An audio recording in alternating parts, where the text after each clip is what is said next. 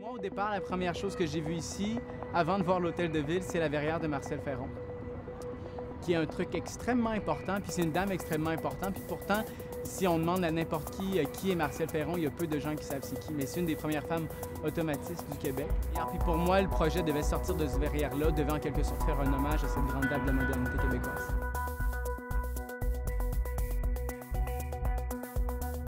Bonjour, mon nom est Patrick Blanchette, je suis étudiant en architecture à l'Université de Montréal à la maîtrise.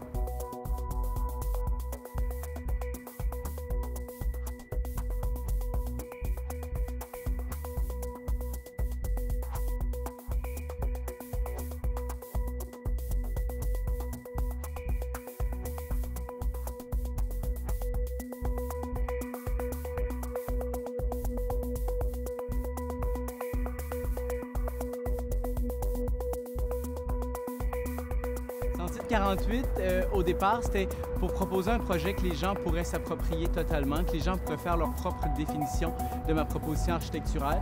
C'était aussi faire écho aux œuvres de la modernité artistique au Québec, vu même partout ailleurs dans le monde. C'était vraiment de proposer un truc, finalement, qui n'avait pas de définition.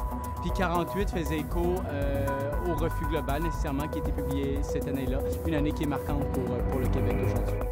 J'ai pris tous les éléments de vocabulaire de la verrière sur les 4 plans. Par exemple, au premier plan, il y a les éléments plus courbes, puis plus on s'éloigne dans la visualisation de la verrière, plus les éléments sont droits, tentent de se redresser.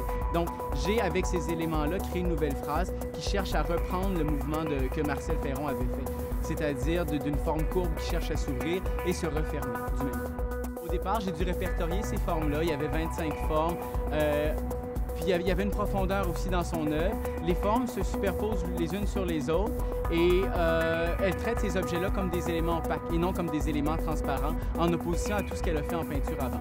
Donc moi, ce que j'ai fait principalement, c'est de prendre ces éléments-là, de répertorier sur les 4 plans ce qu'elle avait, utiliser son vocabulaire pour en faire une nouvelle phrase urbaine.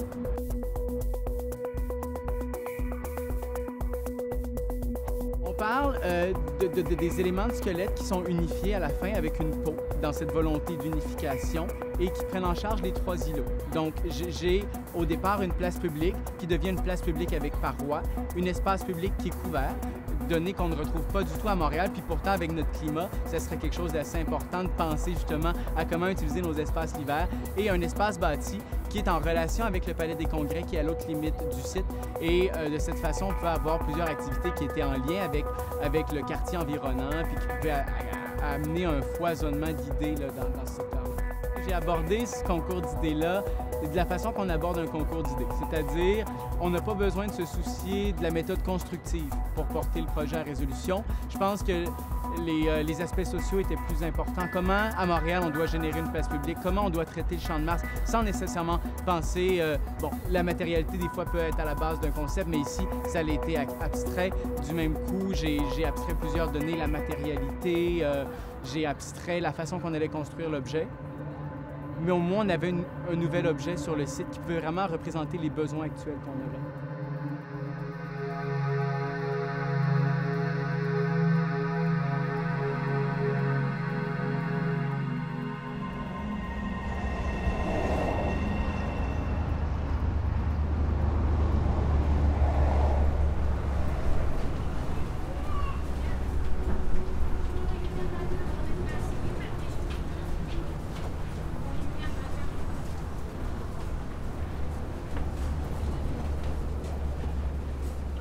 Vraiment, je l'ai abordé comme une fiction, puis c'est vraiment dans mes rêves les plus fous, je pourrais voir ce projet-là former une nouvelle forme urbaine dans la ville de Montréal.